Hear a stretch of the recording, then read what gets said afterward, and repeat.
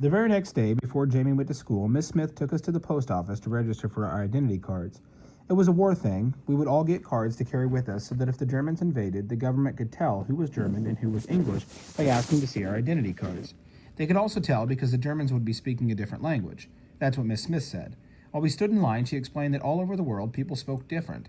Not just different the way I sounded different from Miss Smith and Maggie, but different like actual different words. Jamie wanted to hear different words, so Miss Smith told us some. She said they were in Latin, the only other language she knew. But it's a dead language, she said. Nobody speaks it anymore. Clearly this wasn't true, since she had just been speaking it, but I didn't say so. Jamie asked, if we kill all the Germans, then their language will be dead. Bam! He pretended to shoot a German. Miss Smith pursed her lips, but we'd gotten to the front of the line, so she didn't reprimand him. Instead, she told the registry man her name, her birthday, and that she wasn't married and didn't have a job. Then she pushed us forward. Ada Smith and James Smith, she said. They're living with me. The registry man smiled.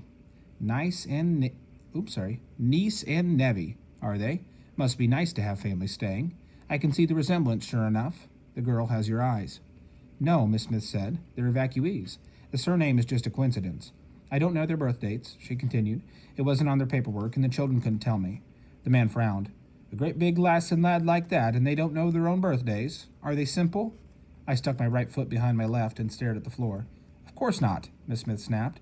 What an ignorant thing to say. The man didn't seem put off by her tone. Well, that's very nice, I'm sure, he said, but what am I supposed to put down on the form? The government wants proper birthdays. There isn't a spot for don't know. Write down April 5th, 1929 for Ada, Miss Smith said. After asking me how much I could remember about Jamie being a baby, she decided long ago I must be 10.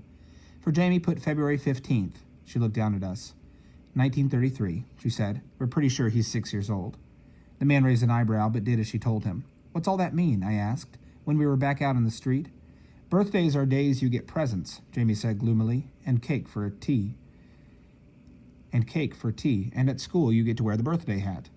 I remembered Miss Smith asking us about birthdays when we first came to her, but I'd never heard anything about a birthday hat. Turns out it was a school thing. At Jamie's school, his teacher posted birthdays on a big calendar, and when it was your birthday, you wore a hat, and everybody made a fuss over you. When Jamie had said he didn't know his birthday, his class had laughed at him. He hadn't told us that. But now we have birthdays, Jamie said contentedly. What you told the man. I'll tell the teacher this afternoon, and she'll write it on her calendar. He smiled at Miss Smith. What was it? February 15th, 1933, Miss Smith said. It's not your real birthday, I said. Close enough, Miss Smith said. February 15th was my father's birthday. Jamie can use it. Is your father dead?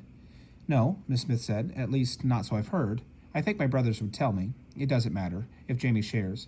There are only 365 days in the year, and there are a lot more people in the world than that. Lots of people have the same birthdays. But it isn't Jamie's real birthday, I said. No, it's not. Miss Smith turned and bent over so she was looking directly at me. When I find out your real birthdays, I'll change your identity cards, okay? Promise. Okay. I didn't mind a temporary lie. How do you find out? Miss Smith's nostrils narrowed. Your mother knows. When she answers my letters, she'll tell us. Could be a long time then.